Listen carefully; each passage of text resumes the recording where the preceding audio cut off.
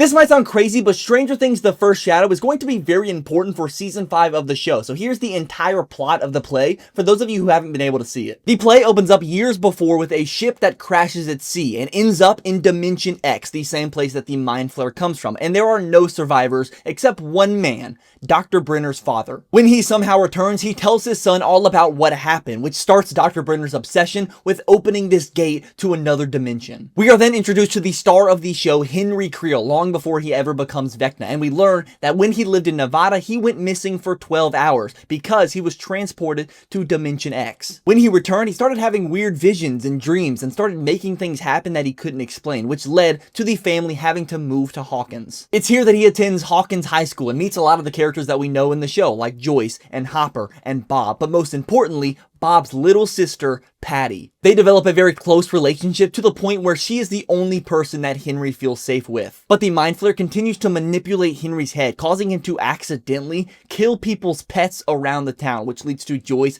Hopper, and Bob try to investigate what's going on. But being the good friend that she is, Patty does everything she can to keep him grounded, and they even come up with the idea of running away together. But knowing his power and his connection to Dimension X, Dr. Brenner stops them, and in the process, Patty gets very badly injured to the point where Henry thinks she's dead. And it's this heartbreak that is the final shove to what we see in season 4, Henry killing his mom and sister under the Mind Flayer's influence and going with Dr. Brenner, who turns him into number 1. But the audience knows that Patty Newby isn't actually dead and only ran away to find her real mother, which she does. So Stranger Things The First Shadow teaches us that Patty Newby might be the key that helps stop Vecna in the end. But even though now you know the story, you should still go see Stranger Things The First Shadow on Broadway. I left a lot of stuff out so that you had to go see it. It's one of the best productions I have ever seen. And if you haven't already, make sure to follow me for more videos like this.